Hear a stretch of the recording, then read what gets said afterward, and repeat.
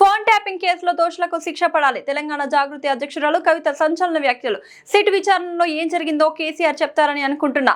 2 ఏళ్లవుతున్నా phone tapping case ముగింపునకు రావట్లేదు. విచారణను త్వరగా ముగించాలి. దోషులకు శిక్ష పడాలి. సిట్ విచారణను తప్పుపడుతూ కేటీఆర్ మాట్లాడడం సరికాదు. సిట్ విచారణకు నన్ను పిలిస్తే వెళుతా. నా ఫోన్, నా భర్త ఫోన్లు కూడా ట్యాప్ చేశారని అనుమానాలున్నాయి. బ్రదర్, మన ఏం జరిగిందో నాకు తెలియదు. చట్టానికి ఎవరు కూడా అతీతులు కాదనడానికి మాత్రం మనము ఆలోచన చేసుకోవాలి. సేమ్ థింగ్ నిన్న కేసీఆర్ గారిని ఫోన్ ట్యాపింగ్ పిలిచిన తర్వాత కూడా మళ్ళా వర్కింగ్ ప్రెసిడెంట్ కేటీఆర్ గారు మాట్లాడుతూ అనేకమైన అంశాలు చెప్పారు. విచారణకు పిలవడం నేరము, ఘోరము అన్నట్టుగా మాట్లాడినారు. నేనేమంటున్నా, ప్రజా జీవితంలో ఉన్నప్పుడు అనేకమైన అంశాలు ఉంటాయి, వాటి కాన్సిక్వెన్సెస్ ఫేస్ చేయాల్సి వస్తుంది. సో ట్రాన్స్పరెంట్గా విచారణ కొనసాగడానికి అందరం కూడా సహకరించి ఈ అంశాన్ని ఎంత తొందరగా క్లోజ్ చేస్తే అంత మంచిది. Thank you.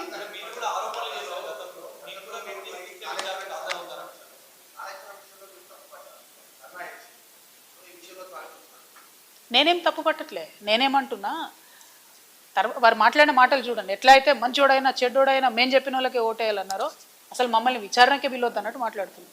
అసలు ఆ సిచ్యువేషన్ ఎందుకు వచ్చింది? ఇన్ని రోజులు పిలవలేదు కదా కేసీఆర్ గారిని విచారణకు. ఇప్పుడు ఆ సిచ్యువేషన్ వచ్చింది కదా.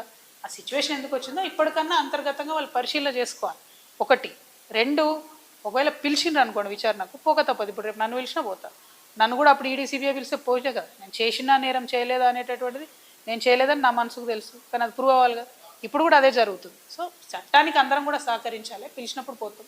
కాకపోతే ఆ యొక్క ఆలోచన విధానం ఏదైతున్నదో అందులో మార్పు రానంత కాలం బీఆర్ఎస్ పార్టీని మాత్రం ఎవడు కూడా బాగు చేయలేదు.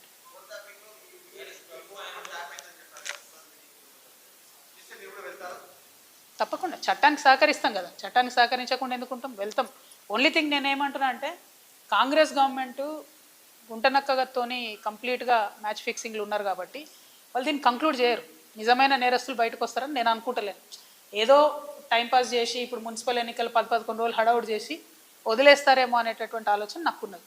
కాబట్టి Congress has to prove if the government is transparent, if they are serious, the investigation should go forward. ఏడబోతుంది 2 ఏళ్ల నుంచి? ఎక్కడ వేసిన గొంగలు అక్కడే ఉంది, తిరిగిన దగ్గరే తిరుగుతూ ఉన్నది. సో స్టాండ్ వేసి సైకిల్ దొక్కినట్టు ఉంది పరిస్థితి. అట్లా కాకుండా కంక్లూడ్ కావాలని కోరుతున్నాను నేను.